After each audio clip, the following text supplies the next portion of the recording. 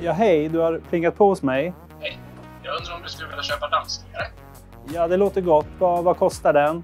25 000. Det låter mycket för en dammsugare. Hur mycket väger den? Den väger 4 kilo. 4 kilo. Det är ett ganska högt kilopris för att säga. Är det mycket punch? Nej, det är ingen punch. Det är en robotdammsugare. Det kan vi inte äta. Nej. Nej, men då får jag be dig gå. Hejdå!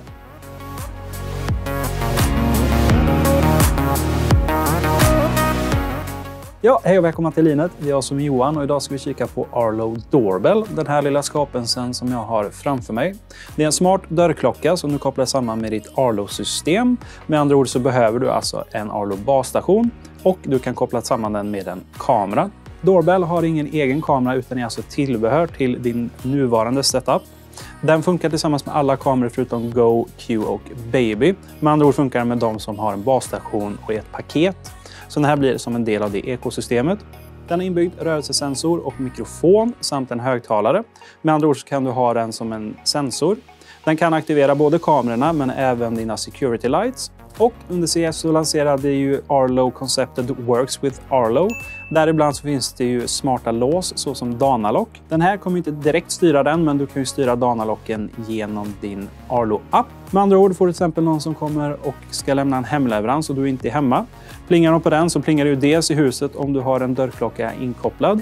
Men annars så får du även en i appen, då ringer den upp dig kan man säga. Och genom appen så får du då live-feed med röst så att du kan prata med den personen eller lämna passiva meddelanden. Har du en kamera inkopplad så får du ju dessutom bild så att du ser vem du pratar med. Och har du en Danalock så kan du då öppna den genom appen så du kan släppa in dem tillfälligt, låsa igen när de har gått. Och det sammanfattar väl ungefär hur du använder den. Men hur funkar den då? Och hur ser den ut? Det tar vi nu. Börjar vi med fronten så ser vi att det är svart plast som täcker hela. Den bryts här nere för här är då en rörelsesensor. Den här ringen här kommer lysa upp ifall någon kommer nära. Så den kommer ju fortsätta göra det på grund av att jag rör fingrarna här framför. Men annars så är den helt svart då. Att den blinkar är ju framförallt för att indikera för de som kommer att ja, nu ser vi dig. Och här klickar du för att plinga på så att man drar uppmärksamheten mot den. I övrigt så har vi då mikrofon och högtalare och så står det Arlo. Väldigt clean och enkel front.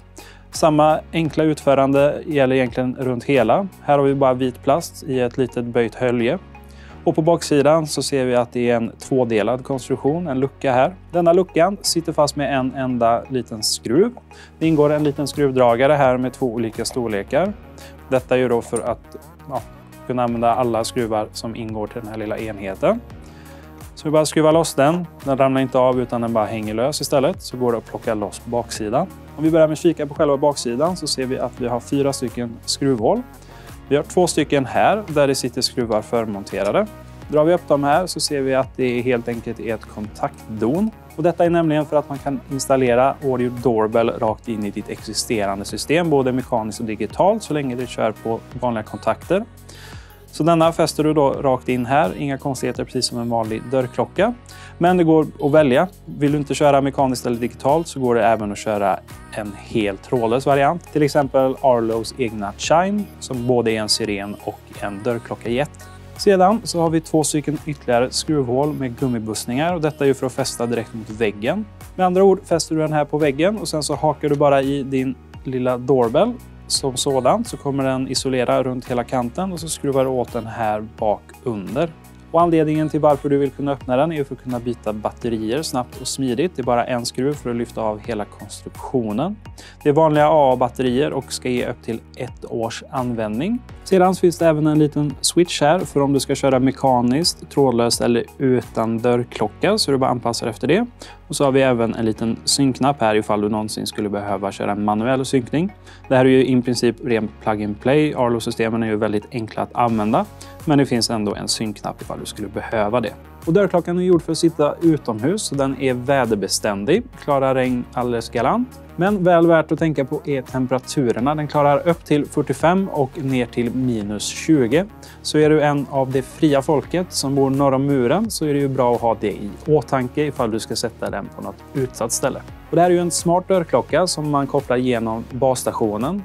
Och därför behöver du ju även styra den på något sätt. Och det gör man genom en smart enhet, alltid en Android eller iOS. Både smartphone och surfplattor funkar. Och det är så här Arlo-appen ser ut. Och där ser vi att vi har vår doorbell. Ovanför där har vi kameran som vi har kopplat till vår doorbell. Och så har vi vår smart hub. Och vi kan kika lite på inställningarna för vår doorbell. Finns till att börja med silent mode. Det är alltså att den kommer inte ringa någonting när någon plingar. Detta är till exempel för kvällen. Men du kan fortfarande ta emot samtal om du så vill. Med andra ord så kommer inte dörrklockan ringa, men du kommer fortfarande få samtalet hit. Annars får du bara notifikation då i tysthet. Sedan så går det ju att använda vår doorbell tillsammans med andra enheter. Om vi kikar till exempel på motion settings så kan vi sätta på att den ska göra någonting ifall den känner av att någon är framför den. Då kan man till exempel säga till den att basstationen ska sätta på sirenerna. Kanske inte är så välkomnande för en gäst, men däremot kanske man vill att den ska börja spela in video. Med andra ord kommer den spela in även ifall du inte svarar på samtalet, så att du ser ifall någon har varit utanför utan att plinga på. Och detta gör ju att man kan komplettera kamerornas alternativt säkerhetslampornas egna rörelsesensorer. Så man får lite extra nytta utav den så att det inte bara är för att visa den som är där och ska plinga på att här plingar du på. Du kan ju även sätta precis som med kamerorna att du ska få en notifikation i mobilen eller e-mail ifall någon kommer nära den. Detta är alltså separerat ifrån att någon faktiskt klickar så att den fungerar även bara när någon går framför. Så med andra ord, om någon klickar här så kommer du bli uppringd, men om någon bara går förbi här framför så kommer du ändå få det du har valt här nere plus det som ska hända med till exempel kameran kommer kicka igång. Så kör du record video så kommer den köra det och det går att köra på flera enheter plus att du även kan lägga in lamporna om du har Arlo Security Lights. Så om någon bara går framför dörren så kan hela framsidan lysa upp samtidigt som du kickar igång kamerorna. Och här kan du även kika status och ställa in lite ytterligare på själva doorbellen. Här ser vi vad den har för batteritid, vad den är uppkopplad till. Om vi använder någon dörrklocka, Chime dörrklocka, så kan man styra det här. Du får även en väldigt utförlig och enkel setup både när du installerar den här och när du lägger till andra enheter. Det är därför vi inte visar det i videon, för att det är väldigt bra att bara följa stegen direkt i appen. Inga konstigheter där. Här kan du även ställa in volymen på den. Den är inte överdrivet högljudd så vi rekommenderar att sätta upp den ganska högt till att börja med, så får du kika på varefter. Sedan kan man även välja vad som ska hända när någon ringer. Som standard så är den mutad och med andra ord kan inte den som ringer dig eller plingar på höra vad du säger förrän du själv har aktiverat dig. Så att du inte då av misstag råkar säga något dumt. Men du kan ju ställa in det här, till exempel om du inte själv vill höra vad de ska säga så kan du ha det som standard. Eller om du vill att de ska höra det direkt så går det att ställa in det. Och här nere ser vi då vilka enheter vi har parat ihop dem med. Så just nu är det en kamera, men vi kan till exempel då lägga till en dörrklocka. Och sist men inte minst så går det även att byta namn på sin doorbell. Dörrklocka. Så, då förstår jag vad det är. Suveränt. Så, nu har vi gjort våra inställningar och det är dags att testa hur den funkar. Det ni såg i början av videon. Sen när de klickar på den. Kan även tillägga att det går tydligen väldigt mycket snabbare direkt till en dörrklocka än det här då när den ska upp på internet och ringa. Så det dröjer ett par sekunder, men det är ju inte så noga för att du står inte där och väntar utan det är de ska plinga på som väntar.